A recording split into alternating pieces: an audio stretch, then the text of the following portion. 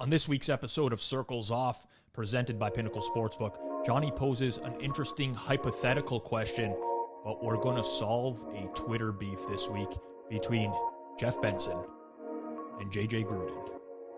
It's time to play the feud. Welcome to Circles Off, episode number 79 here on the Hammer Betting Network, presented by Pinnacle Sportsbook, number 79. I'm empty. I got a few. Current NFLer, all-pro left tackle, Ron Stanley. There's one baseball player that was 79, Jose Abreu. Oh, Jose Abreu. It's a big one. Wait, wasn't he 19? He's 79. Or 39. He must have been previously 19.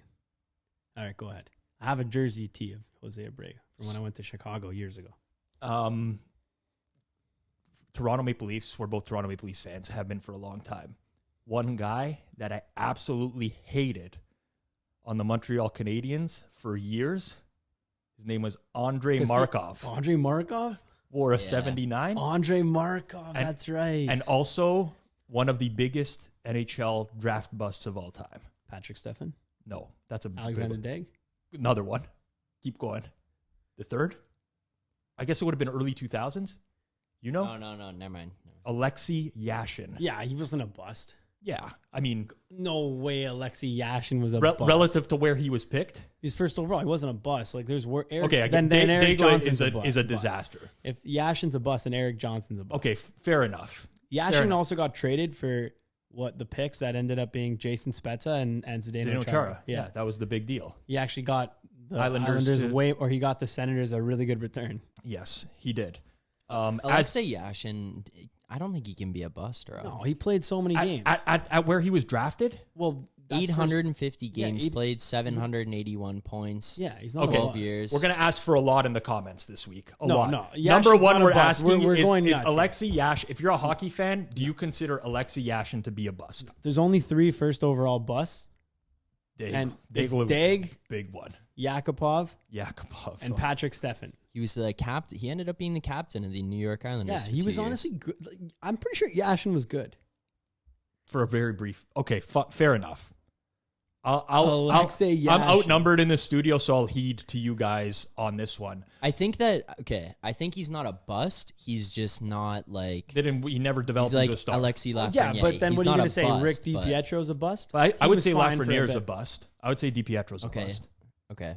Maybe my definition of a bust is... if he's a bust, then what's Alexander DiPietro's Daigle? a buff. What's Daigle then? Oh, DiPietro's a bust. Daigle is like... No, Daigle literally didn't play after a few... Yakupov didn't play after a few years. That's a bust. Yakupov never even had a brief... maybe when he scored that shootout winner and went on his knees and fucking went all the way up the ice. Yeah, that would be the pin. Oh, God. All right, let's get into the episode.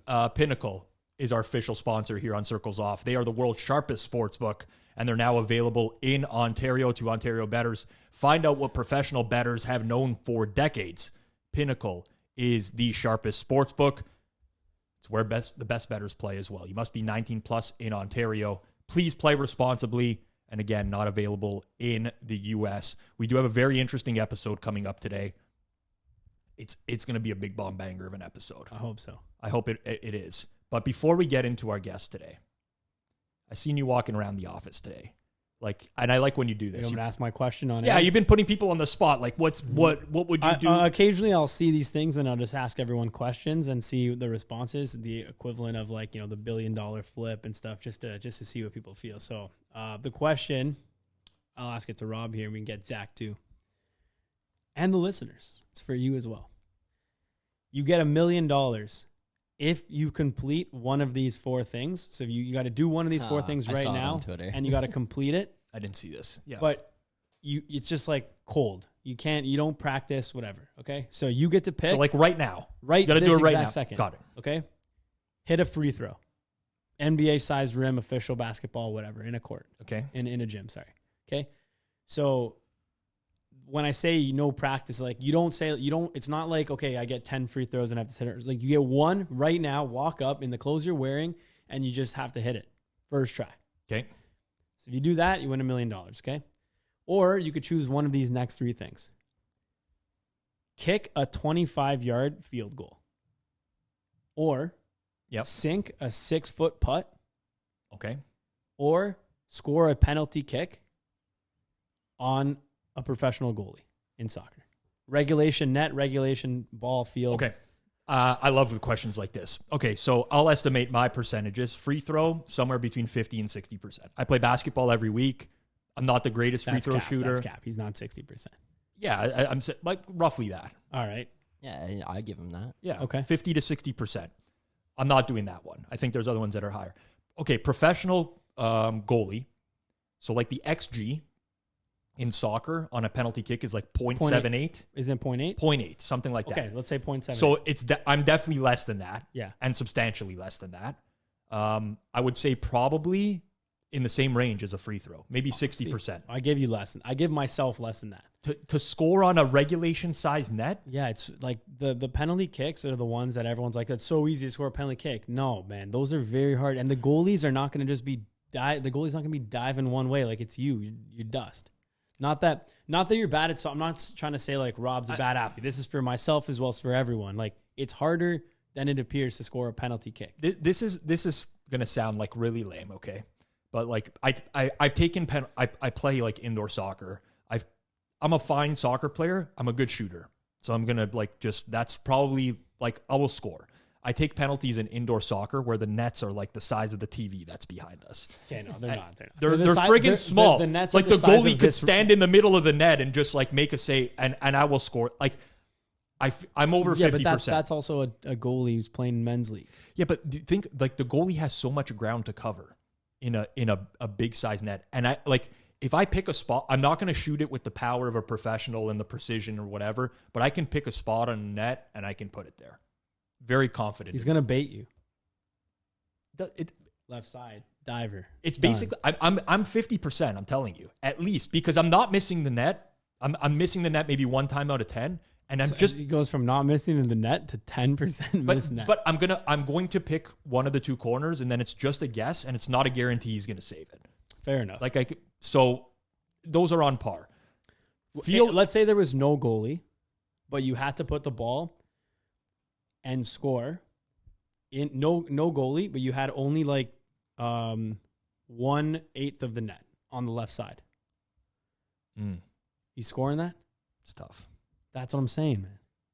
Okay, either way, I'm not picking That's this. what I'm so saying. I don't want to go down this path any further. I'm not picking that one. That's what It's I'm saying. always going to be between the putt and the field goal. Now, listen, I hate to be that guy who wants to get like all the stipulations or whatever, but if it's like a 25-yard field goal off a tee, I'm taking that.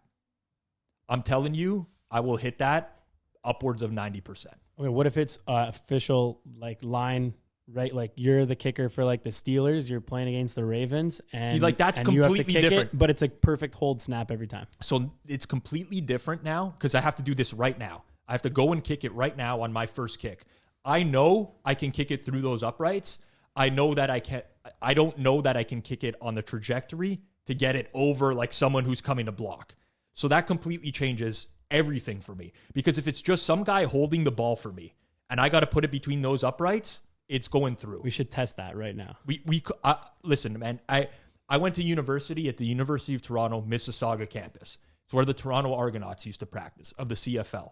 I used to go out for practice all the time.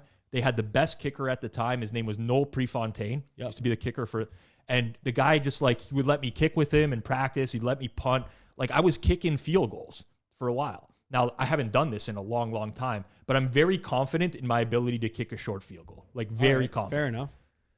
The putt though, I'm also very confident in a 6-foot straight putt. Like if I am lining up the ball directly to the middle of the cup and it's a straight putt, I'm going to hit that often. Yeah, 80%. like direct straight. That More. is the key to this question. If it's like any sort of curvature on the course, No, I don't want to do anything to do with that. then you don't want that putt. I don't want But if that it's a perfectly straight putt, I do feel also that would be the easiest one. If it's direct flat ground. I also think though that it's the most affected by nerves. That's the difference, right? Like I think if I didn't know this was for $1 million, I would take my percentage on the straight putt.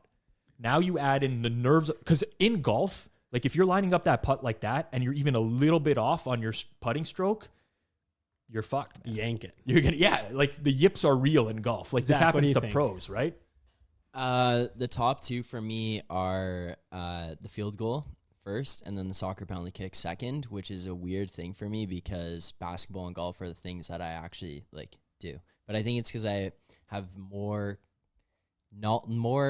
understanding of my own capabilities with it. The putt is last. The putt is dead last for me. And it's not that I think I'm a bad golfer. It's just as Rob said, there's so many little tiny things with the putt that I think could go wrong for me that it's all right, I'm just eliminating that. The free throw, it's the free throw I would never too much do. To chance. Yeah. And then I would go the field goal number 1 as that's the one I would do. Even with the line? The line changes. With the guy trying to block that field goal, come up the top. Yeah, I don't know, man. Climbing the ladder to get. Yo, you know what? My sister is a Division I soccer goalie.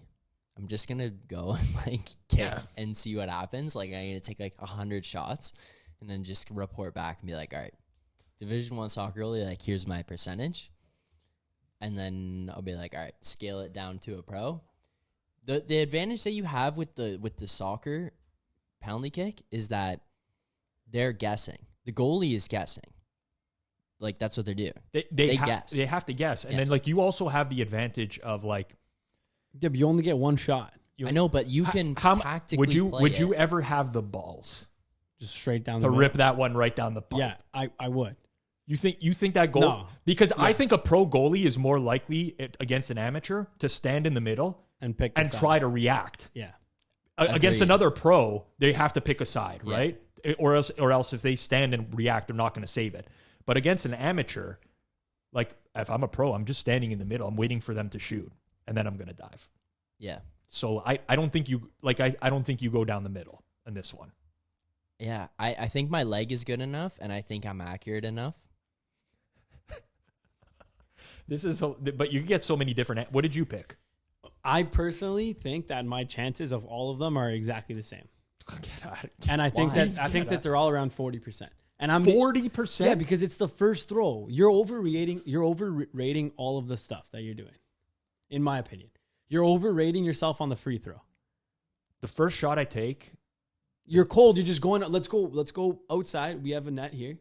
Go outside. Take your first shot. This is different though. The net's different. Okay, but what I'm saying is the first shot is not. I'm not saying if you take 10 warm up free throws, and then I'm not saying you won't go 5 of 10 or 6 of 10. I'm saying the first shot. First one, though. I'm booking you on that. I'm giving you 40% or less. And the penalty kick, I think, is the only one where it's a lot of variance. Everyone seems to think that it's really easy to score a penalty kick, but it's versus a pro goalie. No, I get that. That guy's going to stone you. You're going to have to hit the ball with pace. Yeah, if I you can hit the ball with pace and pick a target. If you just place it, he will just react and save Agreed. it. And you probably honestly have to just go up and drill it. And then if you do that, there's a higher likelihood you just miss the net. So in my head, if I'm taking the penalty kick, I already know where I'm shooting. Yeah, I'm not going to look at the goalie or anything. Of course. And I know my. Where are you shooting? Down the pipe? No, I'm shooting to the right side. Now, any professional. Corner. Yeah, because here's the thing when you shoot to the left, this is like physics, right? I'm right-footed. The ball's going to curve kind of outwards. The goalie doesn't have to actually dive as far to be able to cut the angle. You can technically, if you shoot to the right side, I'm not saying I would start it outside the post because I wouldn't. You could start outside the post, curve it in. Yes, and the goalie has a harder time to cut the angle. I'm going up and just blasting the ball as hard as I possibly can to the spot. He's going to blast it into the net. You're going to miss the net 2 of 10. Roberto Baggio. No! And then plus on top of that, the golf putt, it's too variable. The golf putt at any curvature, I can't take. Yeah. 6-foot putt is not a gimme. Yes. It's not at all. Not at all. Not at all. It's definitely not a gimme. No, outside of 1 foot, I tell you people they're put that in. Yeah. So, by the way, no good. And the field goal, same kind of deal. I don't think your first try on the field goal, you're popping that in. I'm not settling for this bullshit answer you've gave. By the way, you got to pick a damn. Not my chances are the same. Pick something. Let's go. Okay, give me honestly. 2 seconds. Give me the free throw. Okay. Give me the free throw. I think you're nuts, man. The field goal is way too much variance. You're athletic too. You're going to take the free throw? And also, I would even go as far as to wager that if we did a 10 on each of these, I'll take myself plus 100 versus you. Plus 100? Yeah, like even odds, me versus you. You take the free throw and I take the field goal? No. I'm saying we do all 4 of these events. Yeah. And we do 10 shots of each. Yeah. So there's less variance. Yeah. 10 shots of each. And then we just sum the total number out of 40. Yeah, but how about we do 1 shot of each? Well, Yeah, then that's the bet. We could do that. There's likely to tie then. If it's 10 shots of each, I would take you. Okay, if it's one shot of each, I would take you. All right, fine. Let's do 1 shot of each. 1 shot of me. We'll bet even odds. And then we just get like the way the bet works is like if I hit 2 and you hit 1, I win. 2-2 tiebreaker. Yeah. Doesn't matter what you get, like which ones you hit. Yep. We're going to see if we can get Gianluigi Buffon to fly over. We're going to have to play on it. I picked the soccer penalty kick. That's what I'm picking. See, that's the thing. We can replicate all of these and we can do obviously the field goal with no line, but we can't do the pro soccer goalie because it's going to have to be one of us in net. Hey, don't worry. Let me work on it. Yeah. I think we'll get a Division 1 goalie. Yeah. That's fine. I would still obviously there's a discrepancy. That's way worse. And like part of it is like, no. I think I might be able to find us pro goalie. Yeah. Okay. If we can do that, is MLS okay? MLS would be okay. All right. Let me see what I can do. But it'd be the same as me saying like, hey, I could score a penalty shot on like a college, like in hockey, on like a college hockey goalie. But then it's like, okay, against like Vasilevsky, it's going to be significantly lower. Yeah. Right? All right. Even though they're both there. All right. In the comments, I want to hear from everyone. I mean, it's very person dependent for sure. I'm very surprised that anyone would take the free throw. This is my personal. The majority of people I asked said the free throw. Wow. People think they're like Steve insane. Nash hitting like 93% from the line. Like the only person I would have like confidence in taking that shot, the free throw is Goody.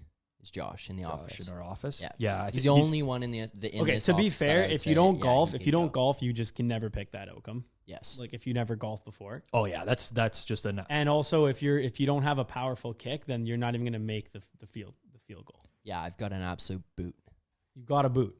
But yeah, I used to play soccer. I was on Alistair Johnson's team, minor soccer. Don't worry about that. Do you know what is that? What is that? You were actually on Alistair Johnson's team? Yeah, I swear to God. Oh my God, man. He picked up steam. He just signed with like a European team or something. Celtic FC. Celtic. Wow. This guy's a Canadian national team, former player. By the way, okay, the NBA league average free throw percentage is 77.8. That's what I'm saying. That's the NBA league average. That's what I'm saying. These are professional players. How are you 60% on your first free throw then? I said between 50 and 60. But how would anyone choose this as their first option is what I'm saying. What I'm saying is, okay, now go. So you just, time out. You just said, so NBA average is 77. Yeah. Pro soccer average. 0.78 or to 80. Around the same. Yeah. Okay. Field goal. Yeah. Pro. 25 yards, probably 85, 90. Way higher. It's got to be less. What's the extra point? Now 37. Okay, so yeah. Back in the day, the extra point was 19, so and that was like 98%. The field goal is the highest for pros, and then the 6-foot putt is probably under. Well, it's different because the pros are like curvature and stuff, but it's definitely under 80% for a 6-foot putt. In the 6-foot putt make percentage. I love questions like this. It's got to be under. It's for sure under. Have you guys seen the chart? It's really, really I'm not cool. saying it's apples to apples because a lot of those courses are very hard, and if it was a straight putt, it'd be over. But I do think it's this is okay. Let me guess. Yeah, 6-foot putt. Yeah, make average. Yeah, and PGA. Yeah, 56. 66%. There you go. Wow. But now, granted, those are not straight. Yeah, they're not straight putts. That's what I'm saying. I'm taking the field goal, boys. I'm taking the field goal. I'm taking my 3 steps back, my 2 steps to the left. I'm focusing on the bottom of that ball. Are you faking the goalie with a stutter step? I'm just still. I'm not even looking at the D-line rushing. That ball gets put down. Boom. It's going through the uprights. That's it. Okay. The moment we've all been waiting for here. This has been brewing for some time. Just to give the listeners and viewers some background, I'm going to welcome in a couple guests here. This is a first on Circles Off, 2 guests at once. Seen a lot of back and forth on Twitter. Twitter is obviously not the best forum sometimes for people to explain their points of view. So we're going to bring them in on Circles Off. First, we welcome in Jeff Benson. You can follow him on Twitter at JeffreyBenson12. He is the Sportsbook Operations Manager at Circa Sports Las Vegas. Jeff, how's it going? Good. Thanks for having me on today, guys. No problem. And secondly, we're welcoming in JJ Gruden, at Taking the Point 5 on Twitter, Taking the Points on TikTok. He's a sports bettor. He's a content creator. JJ, how's it going? How's it going? How's it going? Just like you guys, I'm still waiting for my first time with 2 other people too. You know what I mean? So there we go. I like that. I like that. And he's in with a bang. JJ Gruden, everybody. All right.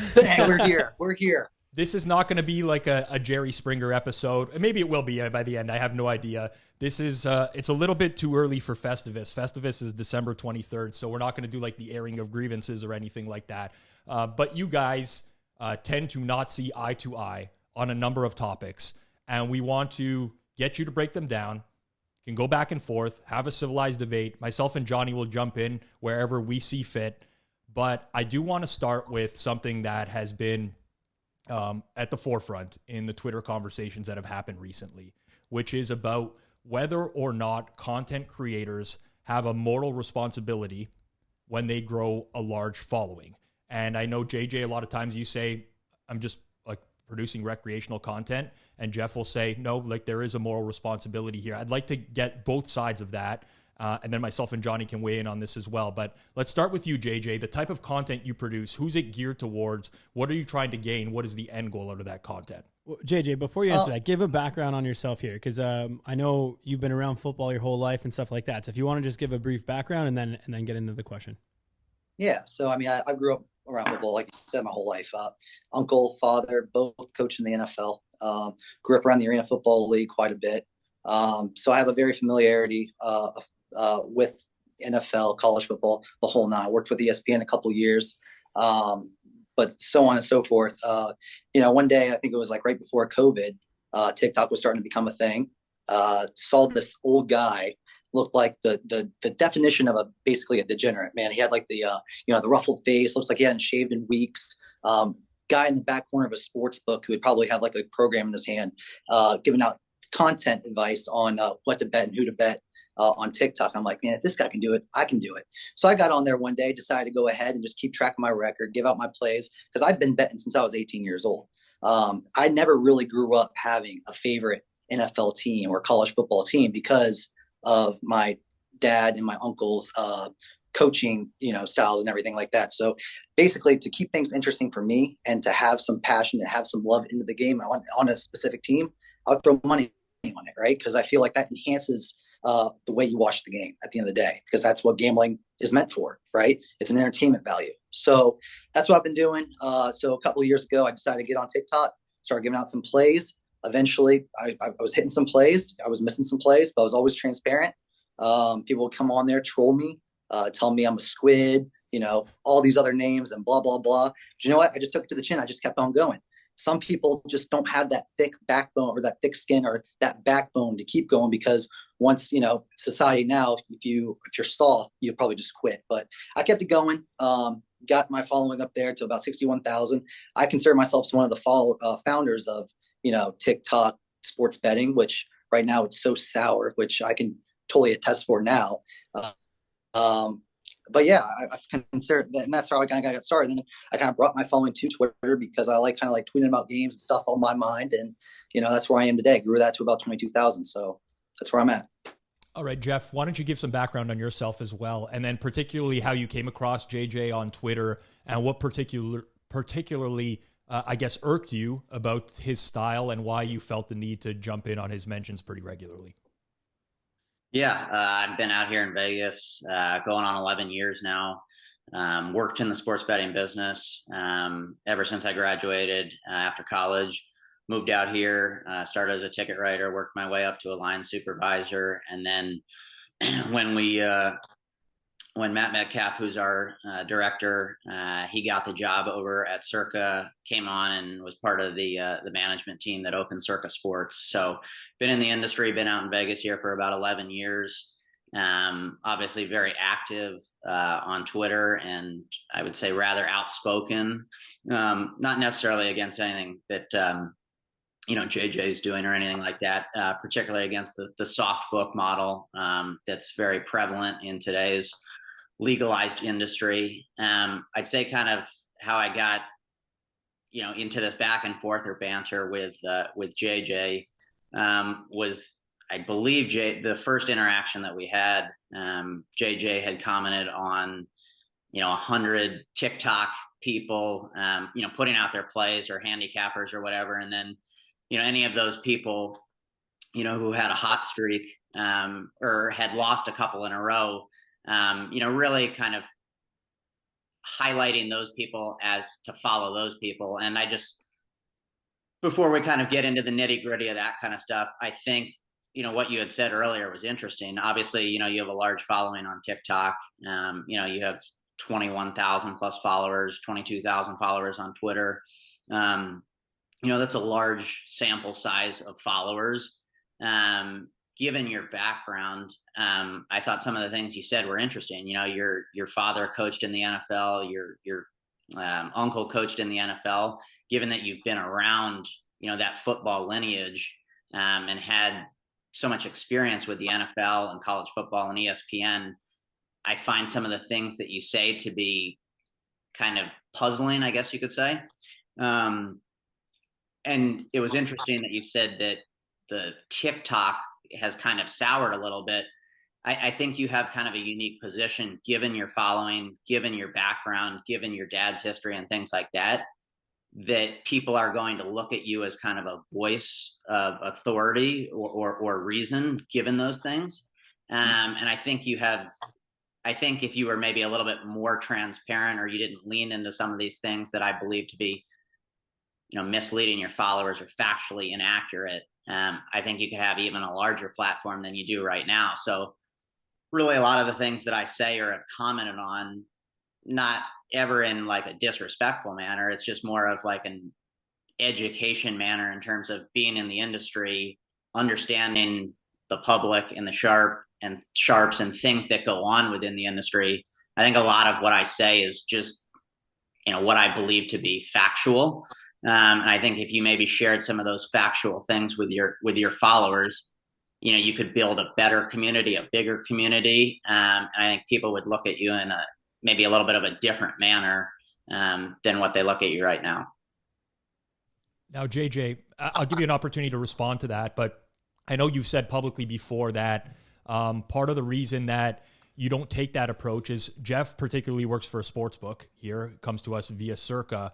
And I think you correct me if I'm wrong, but you take issue with someone who works for a sports book telling you what to believe and what not to believe. Is that correct? I think it's a little bit of both, to be honest with you. It's just all the ways you look at it. I don't look to a dealer, or I don't look to a pit boss when I'm playing blackjack and what I need to do, either hit or stay on a hand. If I do, who am I placing blame on? If I change my ways betting and I start to lose, who am I placing my blame on? I want to blame nobody but myself. So that's where I'm at with that stance. Interesting. Also, part of what I want to go ahead, Jeff. Oh, no, you're good. Okay. One thing that I was very interesting about, you both use the word transparent in breaking down your betting style or your content style, so to speak. And Jeff basically said he would, he thinks there's an opportunity for you to be more transparent, JJ. You come out and say at the beginning that you've always been transparent. Where's the disconnect happening here between you two? So, like, from your perspective, Jeff, where is JJ not being transparent with his following? Yeah, for me, I think, and where I continue to kind of comment on a lot of your stuff, I think the first thing that I really saw issue was the Minnesota Viking Buffalo Bill game. And when that was the game, for the listeners who don't remember, that Josh Allen was questionable. He was in, he was out, he was in, he was out, kind of all the way up, leading up to the game.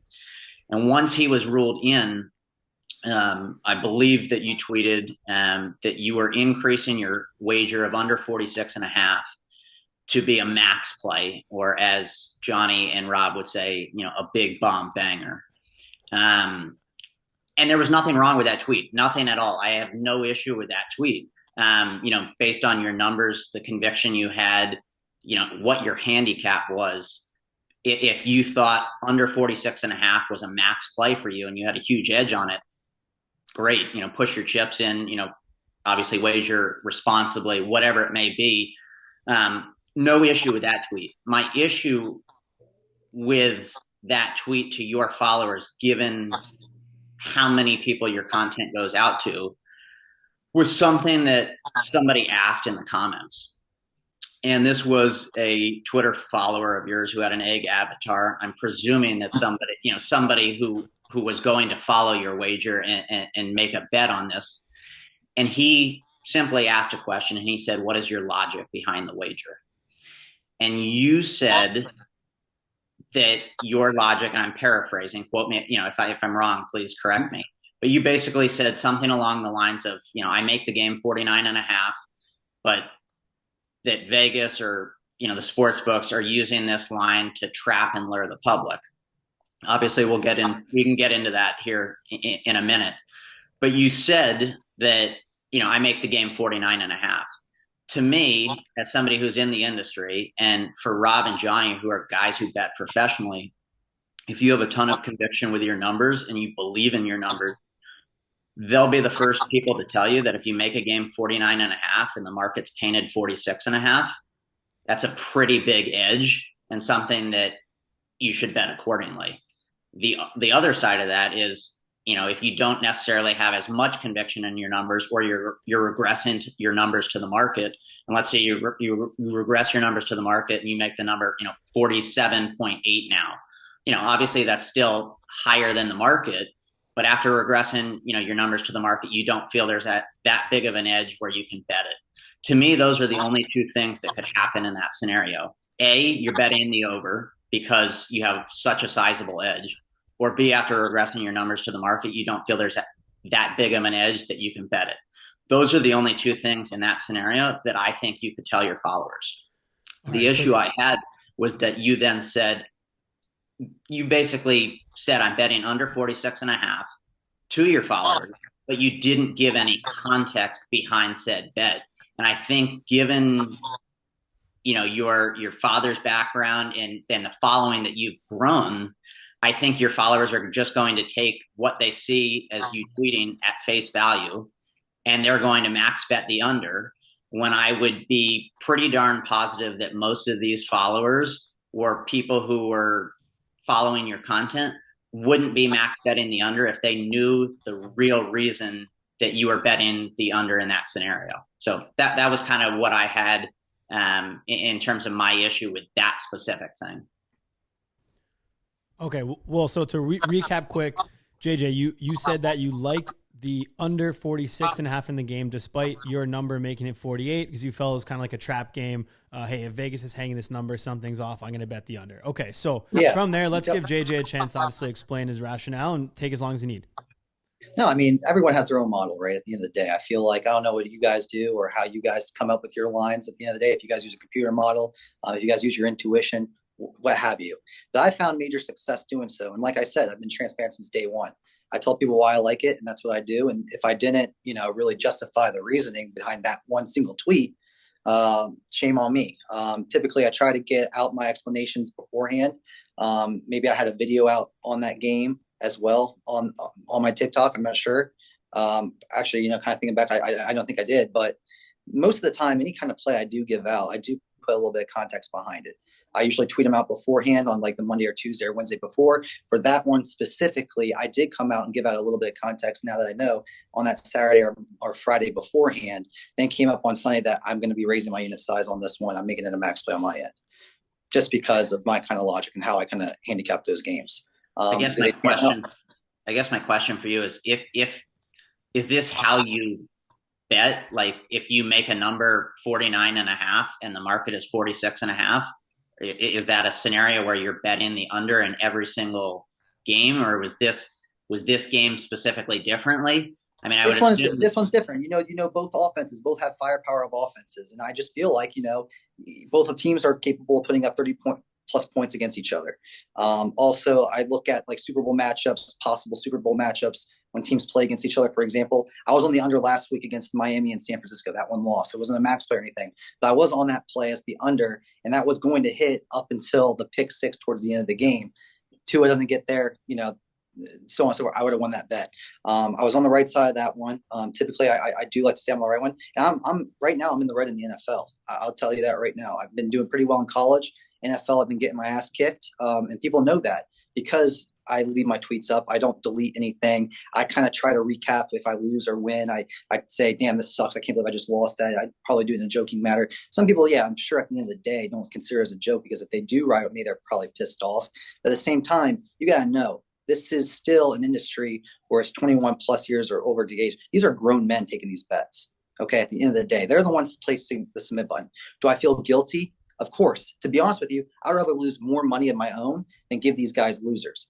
But that's what I like to do. I enjoy making content. I enjoy my Twitter following. I enjoy engaging with people at the end of the day. But that goes for every single leading sports book, industry, media personality, wherever. Because that's where I kind of want to tend to go. I feel like I bring a kind of a zesty personality side to sports betting. I'm not always just strictly by the numbers and hearing trends and everything. Because if you want to see that, you can go to Covers, you can go to Action, you can go to all these different sites and get that information, or just being straight on, so on and so forth. But I feel like I have a relatability factor when it comes down to things. And that's why I think so many people kind of come together and engage in my content. A lot of these people, they actually fade my picks. They say I'm fading. They tell me that all the time. I don't give a fuck. Sorry for my language, but I can't cuss on here. It's good. You can. You're good. You're good to go. Yeah, but at the same time, I'm just coming on here. It was basically when I first started my TikTok, I started as it documenting my plays, thinking I could be better than that next guy. Right. Then I'm very, charismatic, I feel like. And eventually I started getting more into the content creating, giving out plays every day. For the first year and a half, 2 years of my TikTok, you can go back through all my videos. I always kept a weekly record, always kept I did a recap the next day over. And eventually just like time slips away from you. Right. I wish I could do this full time professionally, but I can't do that. So I have to maintain a 9-to-5. 2 kids at home. But that's also a way that people, I feel like, relate to me in a way, because I'm just like the average Joe. And the funny thing is, coming from my lineage and my background, nobody knew I was related to Jay and John until probably about like 6 to 7 months ago. And that's when I had a following of 45,000 plus on TikTok. That's when I had a following of like about 12 or 13,000 on Twitter. No one knew that until I kind of announced it. And that was after when my uncle had the shit kicked in with him. So with that being, because I didn't want any of my business getting out there, thinking I had like some kind of undercover, right. Some what is it called? Some I get. We get. It. You know what I mean? Yeah. So that's why as soon as that news broke out, you know what? I'm going to go ahead and put it out there, because that does give me a little bit more credibility, especially watching the game from a standpoint, betting standpoint, maybe not so much, but then again, I'm betting on my own opinion at the end of the day, and that's what I feel like I'm doing. I think, given your background, I think you have a responsibility to tell your followers, who you are and what that is about, because I think people are going to look at you and they're going to look at, you as a voice of reason, given that background. And I think some of the stuff that you say about games being fixed and, Vegas luring the public and things I've never said a game is fixed. Never once I said the game was fixed. That's the reason why I didn't want to give out who I was when my uncle and my dad were coaching. So let's cut that one out first. Secondly, I'm just saying, from betting on football since I was 18 years old, and I know that's not good because you shouldn't be betting until you're 21 years old. But I've been betting since I was 18. I've seen things happen, and I feel like this is the logic that's made me work and made money. And think about it. 2 years ago, I didn't have a following of anybody. Right. And I grew this without giving out my name and who I was as a person. That's because I was hitting bets. I was giving out logical reasons. I worked hard to get where I was today. Nobody's debating that. Nobody's. That's not really the point of what I'm saying. I think. I think there's just a responsibility. Yeah, hold on. But that shows you that I was hitting left and right, and then I'm starting to gain a following. Yeah, and I'm sure some of the average Joes are seeing like my huge following. They hop on, but then again, it happened. I mean, that's everybody though in this industry. So let me take a step back here quick. Just to recap. So JJ, first off, kudos to you for, keeping transparent, keeping a clean record, making sure that you're not deleting plays, stuff like that. Obviously that doesn't go unnoticed, appreciated in the space. I also want to kind of take a step back and say like, hey, listen, so Jay Gruden is your dad. He's a former coach in the NFL. John Gruden is is it other way around? No, that's Jay's his father, John's his uncle. Yeah, John Gruden, obviously, multiple years as well, in not just behind the bench, like not just as a coach, also just in media and stuff like that. So what I was going to say is, forget all that though, because you kind of actually built your following without that kind of brand name. So that's awesome. And it's cool that you have that. But even without that, I think what a lot of people are curious about is kind of like rationale behind the plays, because you're a good representation of the community that is not necessarily a professional bettor. You mentioned yourself, you're working 9 to 5. You got the 2 kids. You're just a fan of the sport, charismatic guy, loves football. Nothing wrong with that. Been around football your whole life. So I think instead of actually going in and be like, yeah, okay, well, there's a responsibility because of like your dad and your uncle, like forget about all that. I honestly want to steer this conversation potentially in a way where it's like, as someone who is not a professional bettor, just loves betting and being around the sport, where are we in terms of some of these like things that you have said? So the main question I have is, you said you made the game 49.5. So you technically like the over. Why are you betting the under? Is it like, what's the whole trap game situation? Like, let's get into that logic as a bettor and forget about all the rest of the stuff. Yeah, it's pretty clear you have sorry, JJ, just to continue. Like, it's pretty clear you have some contrarian tendencies. Basically, like, where did that start for you, and why do you think that that's actually meaningful? I mean, I think I've started like a few years ago doing this. I've been doing this the same thing, the same way since I even started. That's how I've been betting. And I've been successful doing it. That's how I built the following to where I am today, by betting these contrarian tendencies. I saw that value in there. I thought that this made sense. Both offenses were on fire. They're scoring X amount of points per game. They dropped this total down 6 or 7 points, or wherever that, where I think it should be. And I just think that public is seeing that as a 46.5. 2 high-powered offenses should, no matter what, hit that over.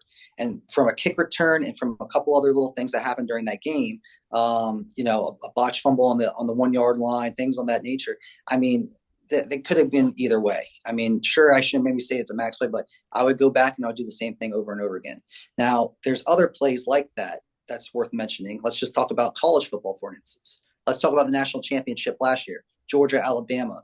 The week before, a couple games before, SEC championship. Who was favored in that game? Right? It was Georgia minus 7.5. They were giving Saban 7.5 points, 8 points, whatever it was. You're going to give me that on the money line?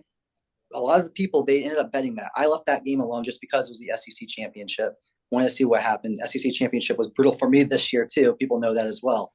But in that circumstance, Bama ended up winning by 17 points.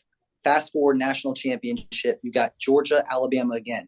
Georgia, now they're sitting at minus 3 point favorites. No injuries happened on either side of the ball, or either side of the ball for either team. And you're back to giving Nick Saban, who just blew out Georgia by 17 points, plus money. Also, you're giving him points. And when you know his record against his old former coaches, you saw what happened there. I think a lot of people saw that as an opportunity to cash in, especially being the college national championship last game of the year for these 2 teams. So I feel like a lot of money, and I think, Jeff, correct me if I'm wrong, I bet you saw a lot more money come in on that Alabama side, more so than you did Georgia. And that's one of those things that I saw. And I made that play a max play on my end, that Georgia minus 3 for the national championship, ended up hitting for a nice amount of money. I even took the alternate line over as well. Well, I mean, what I would tell you, and as it relates to that, is the market is the market. You know, people who are betting small amounts of money aren't moving the market. And whatever number that we're hanging on the board, and with the big limits that we're taking, we're not shading 2 points, 3 points, 4 points, 5 points off because we think the public's going to come in at that one side. When we open a number, obviously the limits are going to be lower than what you would get at post. But when we open a number, we're opening a number that we think is the correct number. And then the market, being professionals like Johnny and Rob, are then going to come in, express their opinion in the form of limit bets. And where our goal as the sportsbook is then to get to the right price, both as cheaply and efficiently as possible. So this kind of notion that sports books or Vegas is trying to trap bettors or lure people is kind of not kind of, it is false. And the reason that you saw the line being different in the national championship game than versus the SEC championship game is because the market reacts to things that they see, information, injuries, bets, and what happens on the field. And that's why the line was different when you got to the national championship game than versus what you saw in the SEC championship game. But both teams are on a neutral field in the SEC championship and the national championship. No injuries on either side. They come in and it's a 4.5 point differential still in favor of Georgia after that all happened. And look, I'm just thinking, I'm not saying that there's such things as trap lines, but I feel like though, and you said you were a ticket writer, you said you're a supervisor, you said now you're the operations manager. Are you a lines maker? Do you know their tendencies? Do you know what sports books are going inside? Like, how do I know that you're not just saying that just to protect them on their end? So that's the thing. I just don't know. I do work very closely with our risk guys, and I have made numbers before. I'm not sitting in front of the ticker, and booking the bets. But I work very closely with our risk guys, and I can tell you that they're not putting things 3, 4, 5 points off market, because then you're going to have the professionals who are going to come in and are going to put us into place very, very quickly. And a 4.5 point move from the SEC championship game to the national championship game based on what happened on the field is not a large move. So I think here, go ahead, JJ. I don't know. I think that's a pretty large move. I mean, you've got 3 points, 2.5, 3 points just to a field goal game, other than a touchdown or more. I mean, if you look at this year with Michigan and Ohio State, Ohio State, can't remember exactly what it closed, but I think it closed, north. It closed north of a touchdown between Ohio State and Michigan in Ohio State. I think it closed 9, and now on look ahead lines for the college football championship, if it's Ohio State, Michigan, the market has it at 2.5, 3. So that's an even bigger move than what you saw in the previous game. So I would say 4.5 points based on what happened. You're adjusting Bama up 2 points. You're downgrading Georgia 2 points. I think those are fairly nominal things when you think about the betting market. It feels to me, JJ, like you have a fundamental distrust in anyone from a sports book speaking publicly about something, and you feel like there is an intent to mislead. Is that true? No, I just think that one person working for a sports book doesn't have, I think it goes 2 ways, right? I think if you see some people would trust someone working from a sports book, which is fine. You want them to be your friend. You want them to help you out, whatever. There could be like a little bit of a pillow, I feel like, or a soft landing spot to trust them with what their opinion is. But at the end of the day, I don't like, I wouldn't trust, at the end of the day, you see sports books doing promotions, giving minus 250 games out, bringing them down to minus 110 or whatever it is, just to give you boosts basically. And how many of those boosts have hit this year?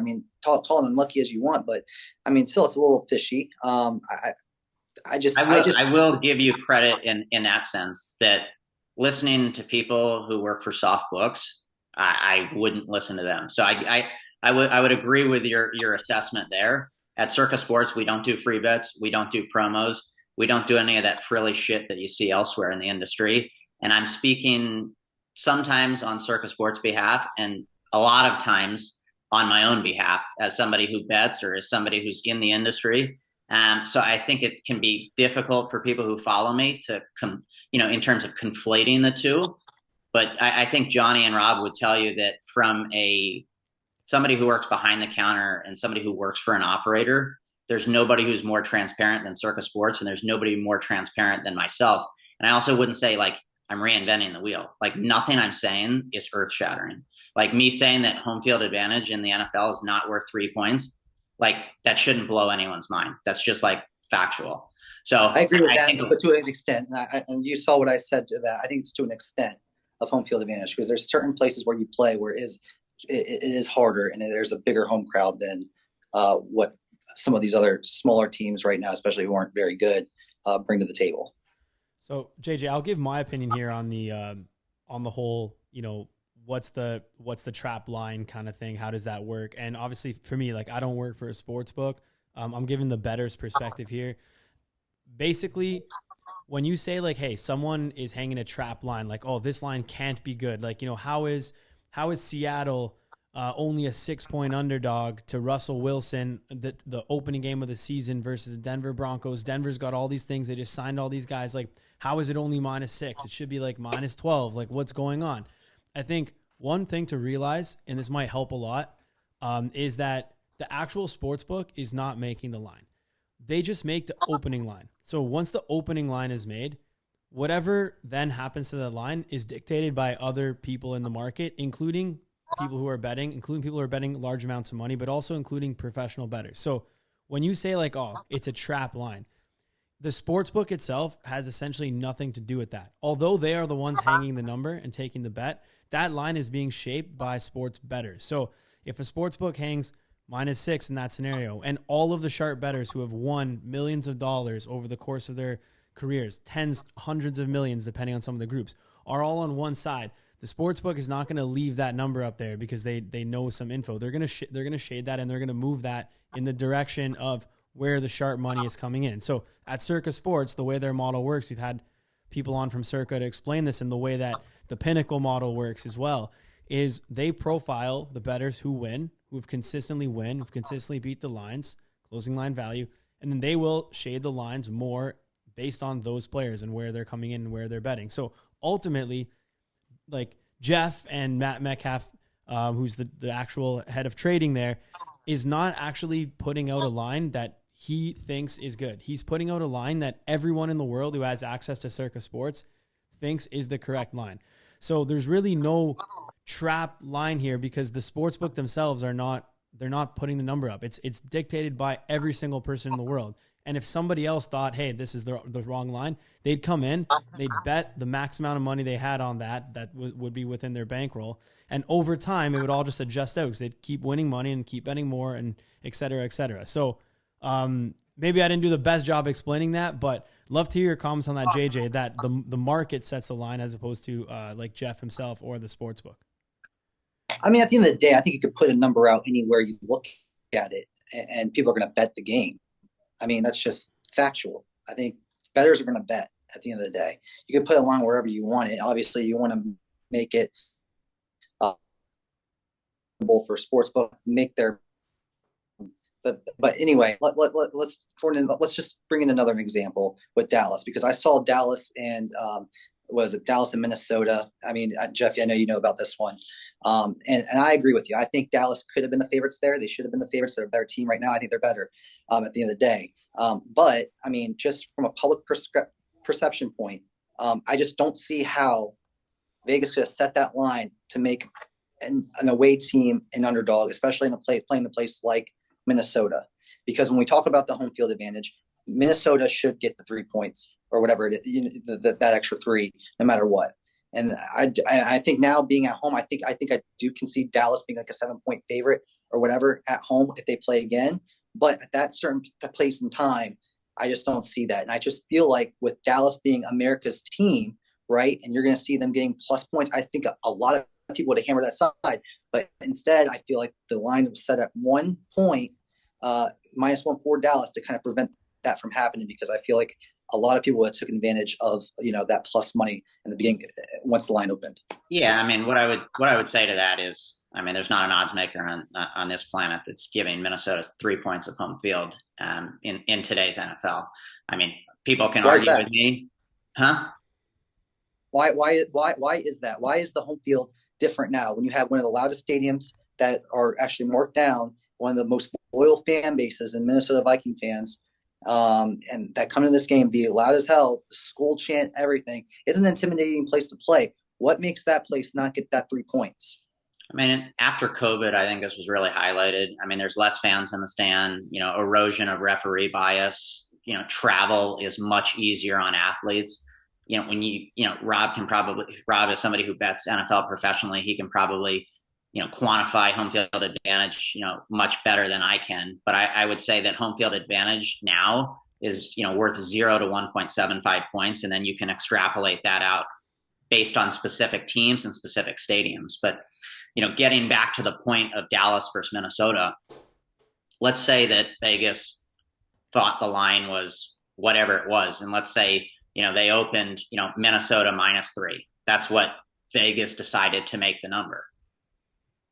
Once the number opens, to Johnny's point, people are going to come in and, max bet whatever side they like at the current number on the board. And the market is going to move that number to what that number should be. When you look at Minnesota, it's the exact same argument I've had with people on Twitter the last 2 days. Minnesota is 10-2. and they're a 2.5 point underdog versus the 5-7 Detroit Lions. And the public can't seem to wrap their head around how this is possible. But when you dig a little deeper, it's not just about records. It's about metrics, success rate, EPA per play, all these different things that go into making a number and how bettors are viewing these teams. And I think when you throw out record as kind of being a talking point and you dig a little deeper in terms of what sharp bettors or what the market is looking at to quantify this team versus that team, I think that's going to help get you to a better handicap than if you didn't do that otherwise. I'm going to jump in here. I want to say, by the way, JJ, I know that this is a little bit difficult for you because you're a different type of bettor than myself, Johnny, and Jeff. So definitely appreciate you being, in this conversation. I know it can seem like we're teaming up on you, and that's definitely not the intent. But I just have a question because, you pointed out the Cowboys and Vikings game, right, as an example. Mm-hmm. And I completely get that. And that's one of those where essentially, I don't want to put words in your mouth, but it's like, in your head, that line could never be that line. So, the Cowboys got to be the play. And you're referencing that game as an example.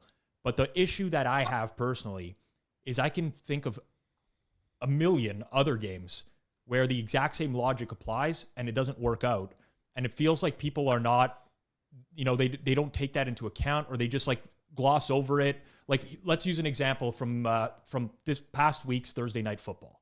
New England Patriots take a bunch of money. They go from 6, 5.5, all the way down. They close a 3.5 point home dogs to the Buffalo Bills. And there's this narrative of like, well, the Bills should be favored by way more than this. Like, what is this number? New England has to be the play, and the Bills just cover wire to wire. And like, it seems like it's just ignored in the contrarian argument, or it just like those types of games completely get dismissed. And that's the issue I have with that kind of logic, is like, if you're going to look at one side of the equation and say, okay, somebody knows something, then like, how do you ignore it with the rest of the games where the same logic applies? That one though, that's a division game on the road. I think those are different, totally different. I think Minnesota and Dallas, you had two guys that are not in the same division, don't play each other often. But you have Buffalo and New England, and I believe New England beat Buffalo last year at home. Did they not? And not in the playoffs, but in the regular season. So, I mean, a division game is a little different in my opinion. But see, this is it. Like, I can cherry pick results, right? What do you mean a division game? But here's the example. Like, even this past week, right? I'm not a public consensus guy. I barely ever look at public consensus stuff, but I get these. I have friends that bet in this manner, and they send in these screenshots on Sunday morning of here's where the public is at, and it's like 84% of the bets are on the Browns at the Texans. Which is like, people think it's free money. It's Deshaun Watson's back and the Texans stink. Texans got to be the side. And guess what? No, they're not the side. They end up losing 27-14. I know there's defensive touchdowns in that game and whatever, but like, that's a non-divisional game. Like, I can always find a scenario that is like fits my prerogative as well. This is where I have an issue with it. Yeah. I hear what you're saying, but again, I pick and choose those just a little bit more so than the regular guy. I just don't stay in sport from sport. Like, don't think that I'm not betting on college basketball tonight, because there's a couple of different lines tonight that I feel like are a little like a head scratcher. Wisconsin hosting, who's Wisconsin hosting tonight? 17. I mean, they're hosting. I forgot who they're hosting, but they're 1.5 point favorites against a ranked team. They are at home. I know those places kind of get loud. It's hard to play on the road as a college kid and everything like that. That's one of those games. And then you're looking at Iona, St. Louis. St. Louis is a great team. Iona. I mean, let's talk about Iona. They're plus 1.5 at home. I think St. Louis should be favored by like 6.5, even being on the road. But I just think that's a weird line too. There's many different other examples, but I just try to look for the ones that I feel like are the ones that I think public bettors, because I've been betting for so long, look, especially being in a group chat that I'm with a bunch of friends, a bunch of idiots that they're looking for that kind of advantage, that lose 40% of the time because of those, or 60% of the time, 70% of the time because of those certain kind of bets. I think the thing that I have a problem with in the content space is people, and you see this on Twitter, is people are so results oriented versus process driven. And I think if people got back to that process, and why they made a certain pick, why they made a certain play, what that rationale behind it was, instead of cherry picking certain things, it would just lend to more credence for what people's argument is. But look at it this way. I'm one of those guys, and I think you accused me, Jeff. I've had other people accuse me of I sell picks or whatever it is. I don't sell picks. I think there's a lot more poisonous avenues in this industry that won't get resolved, that people need to be worried about than me calling out like a trap line. Even though I do have this kind of a following, you want to try to mold the industry into somewhere that you want it to take it. But at the end of the day, it's never going to get there. It's never going to get there. People are going to bet the way they want to bet. People are the ones at the end of the day handing their money over to the cashier, hitting the submit button, because they're the ones who got all this knowledge from everybody else. Yeah, maybe they're not following my exact play, or maybe they're following my play, or maybe they're taking that, thinking that they're going to take the under, but they ended up staying away because I was on it, so on and so forth. Or maybe they still take the under. Who knows? They gather all the information from all the outlets, people that they like to follow, they like to listen to. And at the end of the day, they make their own decision. I agree. It's 100%. Whoever is placing that bet and hitting the submit button, it's their responsibility to do whatever due diligence they have to do and make sure that they feel comfortable with whatever bet they're submitting. I think rightly or wrongly, given your following and given your history and your background and things like that, making sure that you're being 100% transparent and that the things that you're saying are factual, I think you do have some responsibility to that. I mean, I do. I mean, I feel like I do. But again, I'm every single play that I put out, I'm just not fucking putting out a line or a play that I'm not personally on. I'm actually, I try to back up with bet slips. I try to back up everything what I'm doing with, and I recap the games. I'll leave it all out. I'm as transparent as they come. Again, I do love to bet. That's one of my favorite hobbies to do. It's just a way for me to kind of bet on myself, because that's what a lot of business oriented minded people do. And that's where I got to today. I'm going to continue doing the way I've been betting. It might not be right. Some people might not like it, so be it. But there's only I feel like there's only a certain extent to get someone to get to do what you want to do. And if people don't like it, then there's that. Trust me, there's a lot of people in this industry, particularly all the soft book operators, who don't like anything I do or say. So I know where the hatred's coming from, my man. Oh yeah, I mean, it's all good. I mean, I personally, I know you guys work for sports books and everything, but again, I think the VIG is craziness too. I think 10% is just way too much. That's why I think a lot of people are now starting to open up peer-to-peer wagering. I don't know you guys are gonna cut this out, but I think peer-to-peer is a little bit more valuable, especially for big time bettors and things like that. So I think that's time to come. So yeah, I would say that if you play at certain sports books, that like Circa Sports or like a Pinnacle, which I know Johnny and Rob are very fond of, you're playing into a sports book that has a low hold. And if you're playing into a lot of these places that you're playing same game parlays, or you're playing into markets, where the theoretical hold is, double or triple that of what you'd see at, something that we would offer or what Pinnacle would offer. Yeah, I mean, I would say the VIG is crazy. So, I mean, I think line shopping and preaching some of these important, what I like to say are kind of betting 101 concepts to your followers, I think that'd be a great way for you to continue to be transparent and for you to continue to grow your following in an organic and healthy way is, probably what I would recommend. I want to circle back to one other thing that you said, JJ, which this was a while ago now, but it's fun. Conversation has been good, and it's progressed. You mentioned about recreational sports books offering odds boosts and, boosting something from whatever, plus 250 to plus 110 to plus 250. And minus 250 to minus 110. Either way, the odds boosts that are very prevalent in the space nowadays, right? And it seems to me that you have some sort of kind of like a spidey sense, so to speak, in that, like a skepticism in that you feel like the sports book is trying to intentionally, like, I'd like to hear this from your perspective in terms of, do you think that they know something, like they're trying to entice somebody into betting something that's going to lose? Like, what do you think is the motivation for these odds boosts? I think it's a double-edged sword. That being, you have one end of enticing your not everyday bettor to hop on their app and take advantage of this promotion and get them on there to make those bets in order to hopefully get them to stick with either promotions or match bonuses, et cetera, et cetera. And then on the other end, you got guys that are seeing this, as a boost. Like, for an example, one of my favorites was Cordell Patterson. It was on Thursday Night Football, just to score a touchdown. It was boosted from minus 120 to like a plus 200 play, where you can max bet at to like $25 to $100, depending on what account you were on or who you were. Cordell Patterson scored a touchdown in almost every single game before that game on Thursday night, and had a bunch of yards. He's one of the bigger fantasy players from the public eye, just trying to get people to bet on him to score a touchdown because you think it's a no-brainer, especially going up against, I forgot who they're playing against. Not the Saints. It was the Panthers. Panthers, yeah. Especially against a team like the Panthers, when you think that, they could easily score, especially the game 2 weeks prior. That game was a shootout. Remember, it was like a 36-30 ball game or whatever it was.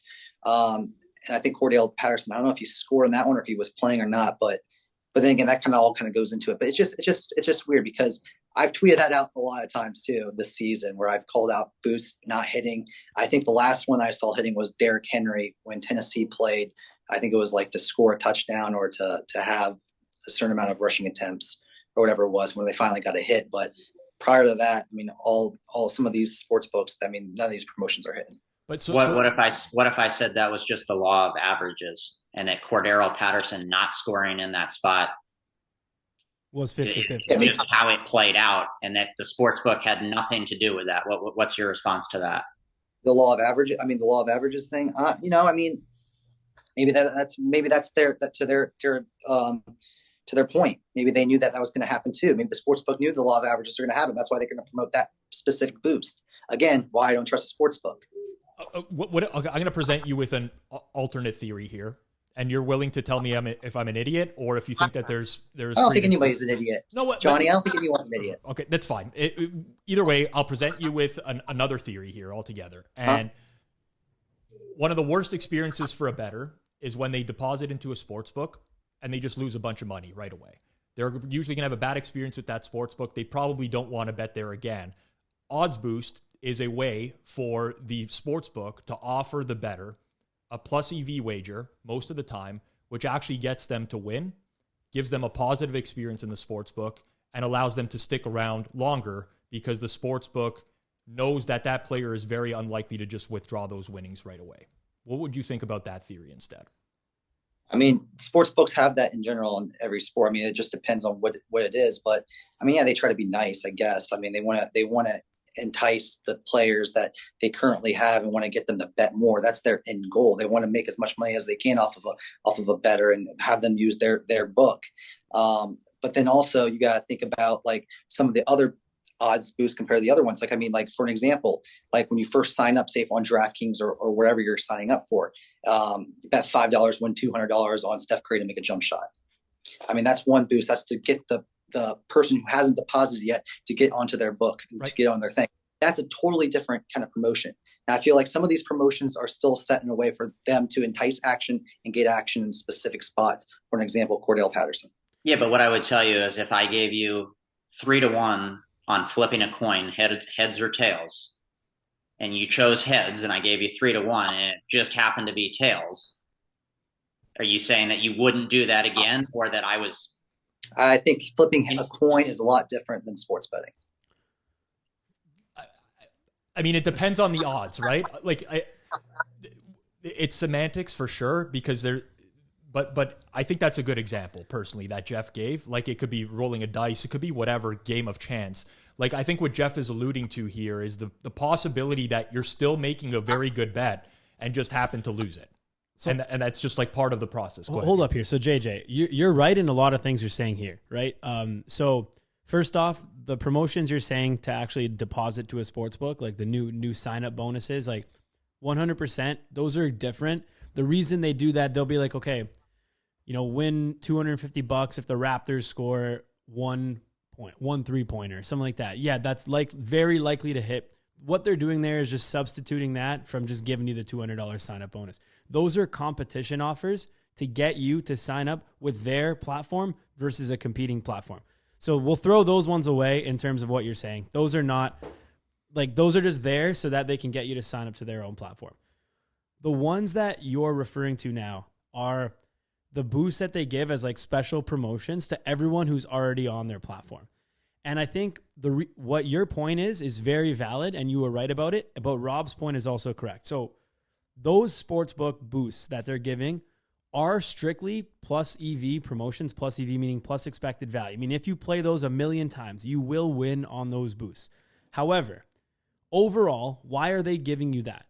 And JJ saying here, well, if they're giving you that, like this sportsbook wants you to lose. They're literally trying to take money from you. That's their business. And you're 100% right about that. But I think it's a little bit of a different way. So those books are giving you that boost because they want you to play more. They want you to have a good experience. They want you to redeposit their book. And they know that in the long run, you're going to lose that money with their book on other stuff. So are they giving you that because they want to just give you $100? No, absolutely not. However, they are giving you free money in that bet. And then later you are going to lose that money at the book if you continue. Exactly. And that's the thing. I mean, it's a way for them to go ahead and send out emails saying, oh, we got this boost going on, blah, blah, blah. By the way, how about you deposit, put some money on this one? Hopefully you win. So in turn, you'll start betting that no matter what, their hope is for you to deposit the money to make that specific bet, make that money. Because if they're really trying to help you, they wouldn't make the limit $100 on that specific, promotion. And by the way, JJ, what happens there is like you're in all these group chats you mentioned. We're all on social media. What happens is like, so they say, okay, you bet on Justin Herbert to throw 1 touchdown pass today, and we'll give you plus 100 for 1 touchdown pass, which he's gotten every game, last 20 games. No, what happens is they do that, and then guys like JJ are going to type that in their group chat. Hey, boys, look at this. Deposit in. You can bet $100 on this. And now everyone deposits, and you send it to your cousin, you send it to your brother, you send it to all your buddies, your group chat. Everyone deposits in. They ride that. What happens is most of the time they're going to win that bet. Law of averages states they're going to win that bet because it's a plus EV bet. Justin Herbert throw 1 touchdown pass at plus 100. You're going to win that bet. Now you deposited in your 100, you won. Now you have 200 in your account. Most people, 9.5 out of 10, are going to dunk that away and lose that in the future on parlays, whatever it might be. So for DraftKings as a promo, they are expecting you to win on that specific Justin Herbert bet. They are expecting you to lose that money there afterwards. Thus, they are making money on the promotion. However, that specific bet is a loss leader, so to speak. The same way at a grocery store, they're going to take a loss on one item to get you into their grocery store knowing you're going to spend on other items. So I wouldn't necessarily say they know something, it's fixed. They gave me the shittiest odds boost on Patterson. Herbert lost. How did he lose? How did Cooper Kupp? His only game he didn't get a touchdown. Those were all good plays. You play those all, you're going to win. But your point is well taken. The sports books are not your friends. They're not trying to let you win money. They're not just giving you thousands of dollars. So I agree with you there. The goal as a bettor, either recreationally or professionally, is to make as many plus EV wagers as possible. So if a sportsbook continues to give you Cordero Patterson plus $2 anytime touchdown when the actual true price is minus 120, whether you win or lose on that specific bet, if you continue to make those kind of bets in the long run, betting plus $2 when something's minus 120, your bankroll over time, as Johnny alluded to, is something that's going to grow. Yeah. Any comments on that, JJ? So I think we agree here. We're just disagreeing on that one specific wager. Yeah. I mean, again, like I'm sure they're not trying to purposely do that.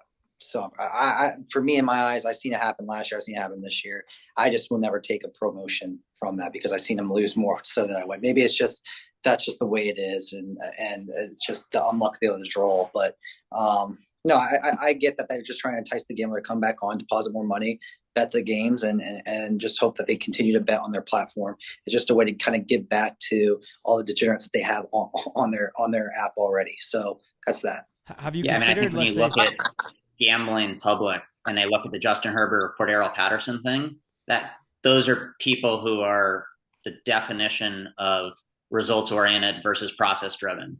And if Herbert and Patterson scored, if Herbert got more than 1 touchdown and Patterson scored an anytime touchdown, they would say thanks for the free money. But because it doesn't work out, then it's, it's fixed, or the sports books, knew what the result was going to be, or, all of the conspiracy theorists at that point come out. JJ, instead of not playing that, for example, the Justin Herbert boost, have you considered just playing it? One opposite? And then, no, playing it and then playing the opposite at the correct price at another sports book and then guaranteeing yourself some profit on a hedge? Well, but I mean, you can't bet. You can only max out on a certain amount. I mean, what, $50 or $100? I mean, I haven't really thought about it like that. No, but I would rather just, honestly, I just think it's funny when they promote those and they lose, and that's just basically it for me. Have you considered betting 100 for 200 on Cordero Patterson at plus 200? The book was DraftKings. They weren't that on that specific bet. It was a max bet of $25. Okay, so if it was a max 25, also even more likely it was a good wager as opposed to a bad wager. But the lower the limit, the better the wager. So let's say the Herbert one. The Herbert one was actually 250, at least here in Ontario. I'm not sure if it's different in Virginia, somewhere in the US, but the Herbert wager was $250 to hit for him to score one. So over 0.5 pass TDs plus 100. You could have got that same day under 1.5 pass TDs at plus 100. So yeah, would you consider just betting 250 at DraftKings on the over half and then playing? Yeah, just basically arbitraging it, right? Playing back for 250 on Pinnacle on the under for plus 100. As bad as it sounds, guys, and this is again coming from me, someone who loves to bet and loves to think. I'm not that type of style of bettor. I know that's stupid because it's free money, right? At the end of the day, it's free money. So I'm sorry to disappoint you guys, but I'd much rather, as crazy as it sounds, I'd rather just take one side and be right or wrong about it and just call it a day. So you're not disappointing anyone. I think everyone's is risking their own money. They're entitled to bet however they want. So that's just the reality of the situation. I would ask you, like, put yourself, let's say you're managing DraftKings. You're the sportsbook director of DraftKings. You've gone out of your way to create this huge promotion of, like, we're offering Cordero Patterson to score a touchdown, and then Cordero Patterson doesn't score a touchdown in that game. And I'm asking you this sincerely. If you're the DraftKings sportsbook manager at that time, are you in the back room celebrating that all these people have lost that boost? Or are you saying, damn it, we have to... damn it. Right. So this is exactly my point. Yeah, no, I know I'm saying damn it, but, but again, it's just funny how it works out. And it's just how I see things. I see how you guys are trying to make this seem and everything. But then again, I mean, really, what do we know? What do we know their intent? I mean, obviously that would be my intent and what I would try to do. But then again, what do we really know and what their intent is in the background? Well, we don't really know anything. And I trust Jeff at face value, and I've met Jeff in person, and I think he's pretty transparent, and I think he has an honest, innate desire to help educate people. And I can understand why someone might see that as fishy, because somebody might say, well, why is the sportsbook, who has a vested interest in me being a dummy bettor, and I'm not calling you a dummy, by the way, I'm just speaking to, like, why would they have a vested interest in educating the public? So I get that, but I take everything Jeff says at face value, and I try to absorb as much information as possible, and I take it at face value. I think to each their own. I think we've covered a wide variety of topics so far. I don't think we've resolved anything with this conversation over the course of an hour. I think we're back at square one. But before we do wrap it up, is there anything that either of you wants to get off of your chest, wants to say to the other person? This is an open forum to do so. I'll give you the opportunity first, JJ. If there's anything else that we haven't touched on that you wanted to bring up directly with Jeff. Yeah, fuck you, Jeff. No, I'm just kidding. No, look, at the end of the day, I don't care. Again, I have never blocked anybody on my channels, not once, because I feel like, if I lose from what I'm doing, I feel like that's the least I could do is have people call me some names and stuff like that. People criticize me the way I bet and everything like that. Is it going to change things? No, not at all. That's why I knew coming on here, it's really not going to change the way I think about things and my point of view, just because I've been around it. And I've heard this stuff before from others I've been trying to talk to, but again, that's just the way I look at things, man. And it's nothing against Jeff. It's just the way, and I think I can say this about others too, because I'm sure they feel the same way, just the way I do. It's hard to get those people to kind of transform over to this industry. And again, only 1%, 1% of all sports bettors across everywhere as successful as the actual successful sports bettor. You have these professionals, you have all these guys out there now selling picks and saying that their win rate's high, which is obviously some bullshit too. But I feel like that number should increase here shortly. And at the end of the day, the lights are on Vegas for one reason, and that's for people to lose. So, oh yeah, Jeff, the floor is yours.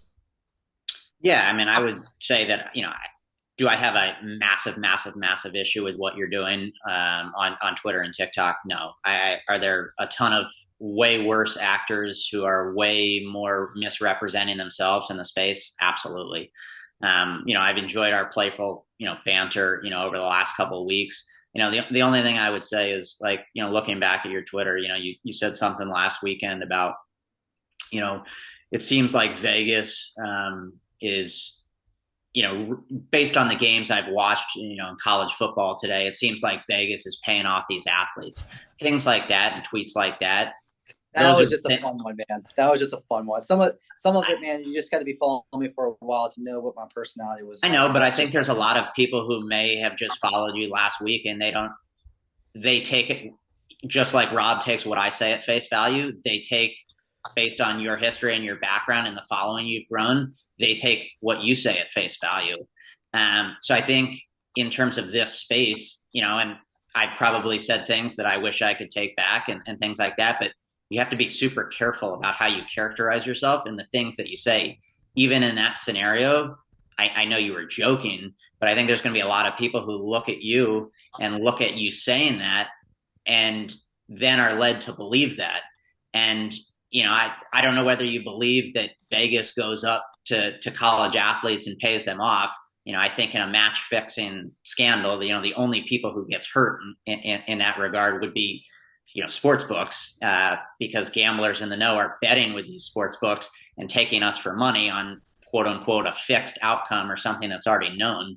So given your following, the only thing I would say is I would just be very careful. And like I said, I'm not gambling Twitter police or anything like that. And if people don't think I'm knowledgeable or they don't want to follow me, that doesn't hurt my feelings any less. I would just say for you, as you continue to try to grow your following and you want to be transparent, saying things about, that kind of stuff, I would just be very careful going down that road. I wouldn't say the books pay off, but there's been way too many situations where the mob was involved, point shaving scandals. Nobody's arguing that. Yeah. And you said Vegas pays college athletes, which I took quite a bit of umbrage with. Right. And at the end of the day, if anyone found out that's the truth, sports betting would go gone. But to the point about saying lines and traps, I do want to end it with this because I do got to go. But the last few tweets, because you commented on a couple of them, I threw a couple of Vegas traps out there on my own because I knew you were going to comment on some of my videos. Let's go. And you fell in the trap, just like a lot of the public. You got me hook, line, and sinker. JJ, we asked all of our guests this question. So before you go, one quick one for you. If you could go back in time 5 years and give yourself a piece of advice, this would be life advice. Doesn't have to be related to betting, or it could be. What piece of advice would you give yourself just 5 years back? And Jeff, I'm going to ask you the same question, so get it ready.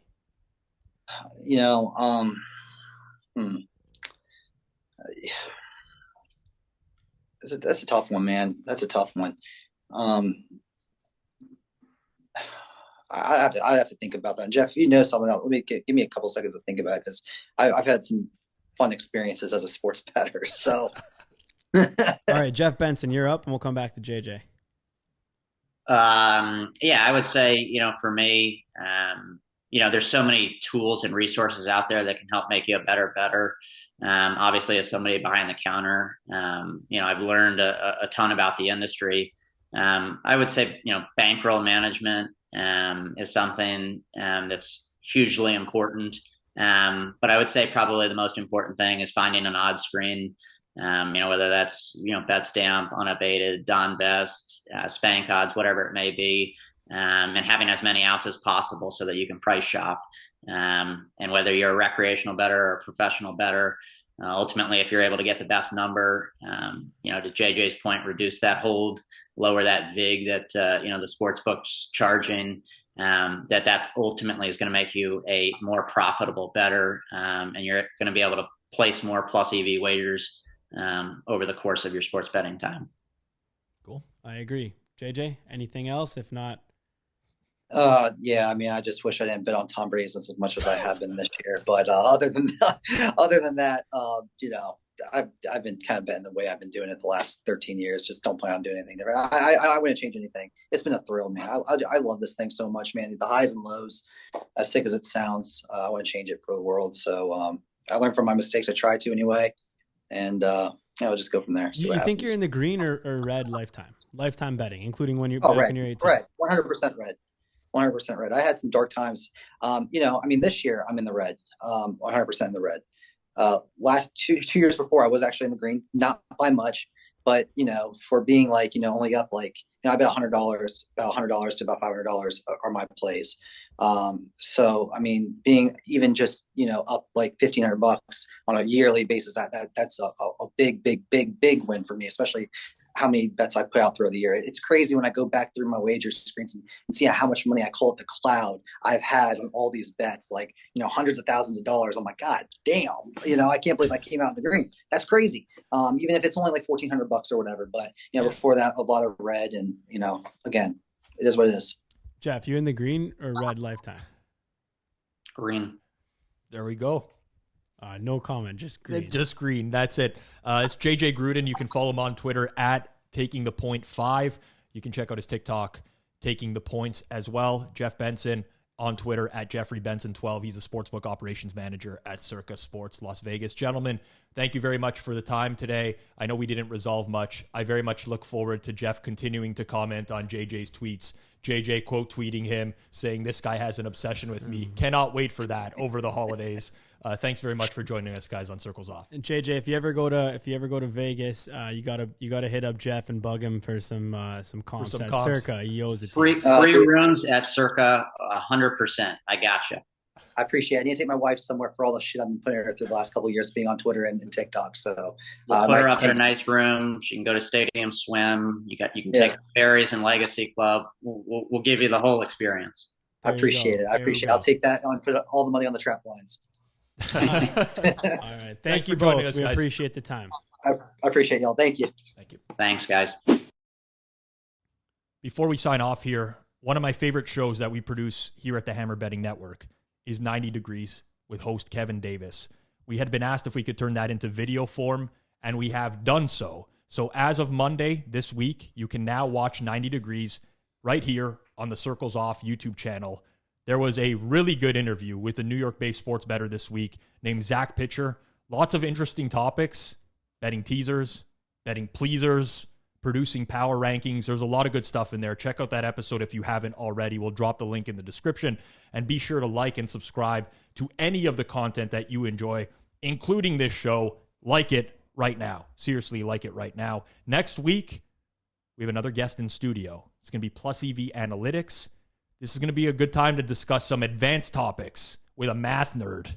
Plus EV Analytics. If you have any questions or topics that you want to see us touch on next week, even if they're more advanced, comment down below, or if you're listening in podcast form, reach out to @CirclesOff on Twitter, and we will try to cover as many as we can. This has been Circles Off, episode number 79, here on the Hammer Betting Network, powered by Pinnacle Sportsbook.